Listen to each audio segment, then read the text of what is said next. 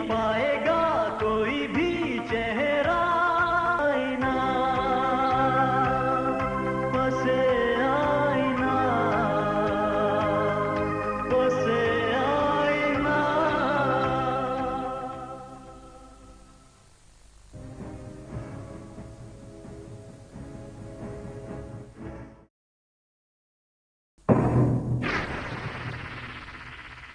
रक्षा बेगम, हमने ये रिश्ते के इंतजार के लिए जोड़े हैं। पिछली मरतबा भी आपने कहा था कि 15-20 रोज के बाद तारीख दीजिए, वो 20 दिन हमने आराम से गुजारे। अब आप कह रही हैं कि 1 महीना और ठहर जाए। मलिक जी, मैं तो बेबी की शादी महीने 1.5 महीने से पहले नहीं करूंगी। अगर आपको जल्दी है तो वापस ले ले अपनी मंगनी की अंगूठी, कहीं और शादी कर ले। सिर्फ मंगनी की अंगूठी ही वापस ले लो? हमने तो और भी बहुत कुछ दिया है रक्षा बेगम आपको। मलिक जी, तोहफे देकर कोई वापस लेता है? हद कर दी आपने बेवजह। हद से हम नहीं, आप गुजर रही हैं दरक्षा बेगम। हम अगर हद से गुजरे तो आपको ठिकाना नहीं मिलेगा कहीं। मलिक जी, मैंने आपसे क्या कह दिया? यही कहा ना कि बेबी की शादी में 1 महीने के बाद करूंगी। देखिए दरक्षा बेगम, हम आपको आखिरी मौका दे रहे हैं। अब तक हम आपसे सिर्फ मलक फरहान खान बनकर मिलते रहे। अब के बाद मलक फरहान खान की तरह कि हमारा आपसे ये दूसरा तारुफ ना हो तो बेहतर है, समझिएगा?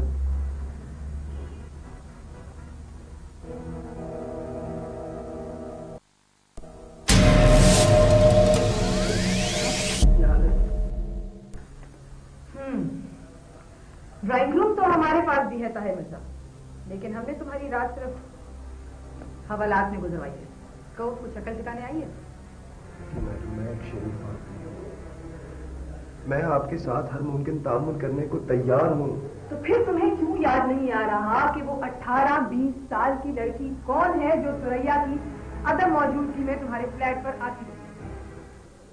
देखिए मैडम, मैं किसी लड़की को नहीं जानता। मैं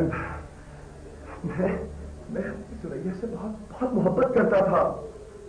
अच्छा, तुम्हारे मिलने जुलने वालों में कोई ऐसा शख्स जो पान छालिया बहुत कसरत से खाता? वो तो देखिए मैडम, मैं किसी ऐसे शख्स को नहीं जानता हूँ। एक बात याद रखना, पुलिस चेहरे के एक्सप्रेशन से बहुत कुछ जान लेती है। देखिए मैडम, मैं आपसे सच कह रहा हूँ, मैं किसी ऐसे शख्स को नहीं जानता हूँ जो सुपारी खाता है, और ना ही मेरा किसी जवान लड़की से मिलना जुलना है। उस लड़की को तुम्हारे फ्लैट में आते जाते हुए बहुत से पड़ोसियों ने भी देखा। वो मेरी बीवी की सहेली होगी, उससे मिलने आती होगी। उसकी अदम मौजूदगी में एक बार फिर सोच लो। मैडम, मेरा ख्याल है इसको एक दफा ड्राइंग रूम की साइड कराइए।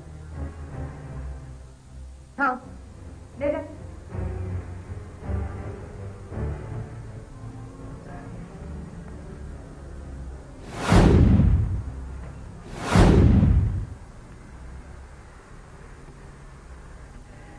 ये मलिक का बच्चा तो जान को आ गया है।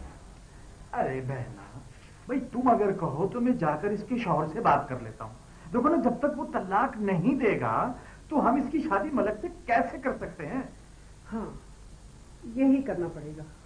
हाँ, और क्या? और तुम क्या सोच रही हो कि बगैर तलाक दिए इसकी शादी उससे होगी? तौबा तौबा। अरे मैं कह रही हूँ उसके शौहर से जाके मिलना पड़ेगा। ये कोई आया है? अरे अल्लाह करे कि इसका शौहर ही हो, ताकि मैं आने जाने की थकावट से बच जाऊं। मैं जरा जाके देखता हूँ। हाँ, देखो देखो।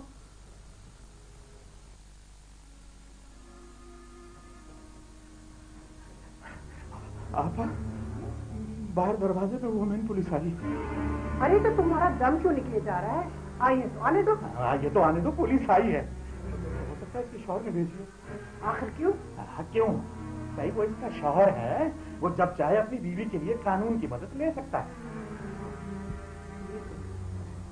मैं देखूं जाके?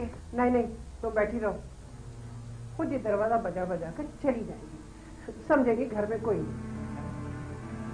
देख ले आपा, कहीं कोई मसला ना हो जाए। नहीं नहीं, कुछ नहीं होता, तुम बैठ जाओ।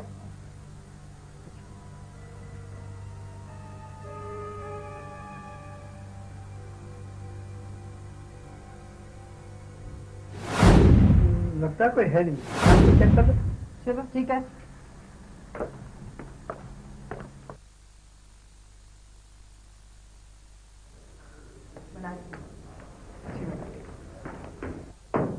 मैडम, वो मेहमान आपसे मिलना चाहता है। कुछ बताना चाहता है? वो कहता है मुझे आपसे बात करवाना है। ले आओ।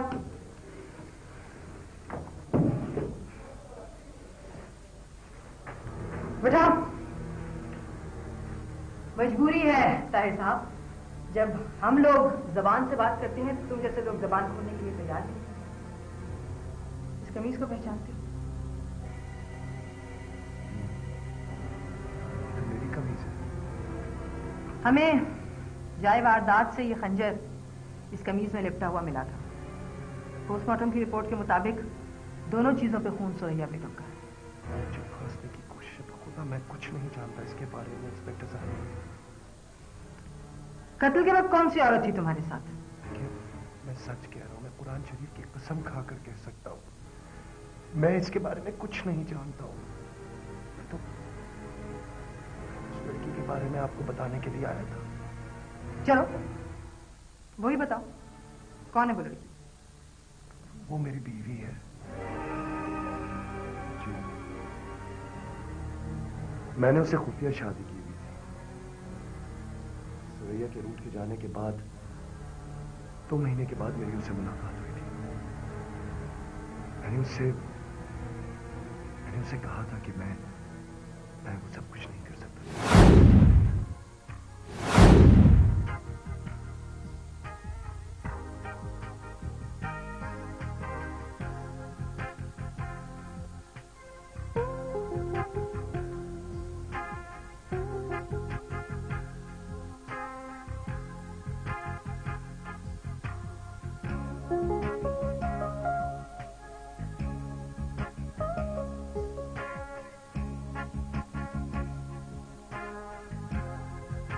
हेलो।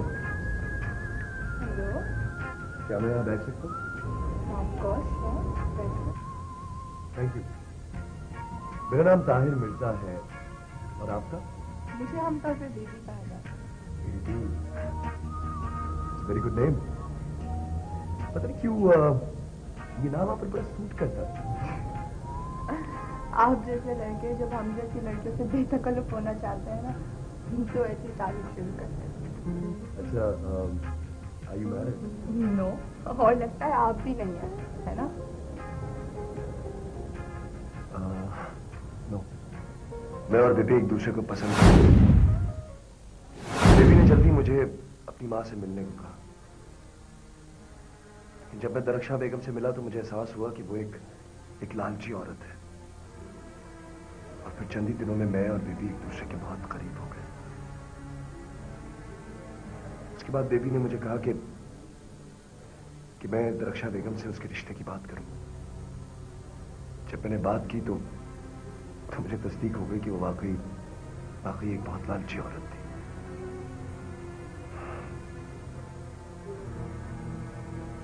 और उसने कहा कि ताहिर मियां, पसंद तो आप हमें बहुत आए, लेकिन एक शर्त होगी हमारी। जी फरमाइए। ताहिर मियां, ये किराए का मकान है और किराया मैं अफोर्ड नहीं कर सकती। आपको तो पता है, ना ही मेरा बेटा है ना ही शौहर, बस ये एक मेरी बेबी है। प्लीज फरमाइए, बात क्या है? मैं समझा नहीं। मैंने सोचा था बेबी की शादी में उस शख्स से करूंगी जो बेबी के नाम एक बंगला लिखते, जिसमें मैं और बेबी के मामू इसके साथ। बस यही छोटी सी बात है हमारी। ओह, क्या होता है? क्या तुम मम्मा की इतनी सी शर्त पूरी नहीं कर सकते? नहीं, कर सकता हूँ, बिल्कुल कर सकता हूँ, लेकिन फिलहाल ऐसा नहीं हो सकता है। तो फिर कब? आंटी, अभी मैं ये कह सकता हूँ कि 4-5 कमरों का एक अपार्टमेंट आपको ले दूँ, वो भी हक मेहर के तौर पर, निकाह होने पर। फ्लैट? फ्लैट तो कमर डब्बा सा लगता है। आंटी, फिलहाल आप एक फ्लैट के ऊपर गुजारा कर लें। देखिए, जो ही मेरा कॉन्ट्रैक्ट अप्रूव होगा ना, तो मैं आपको एक बंगला ले दूंगा।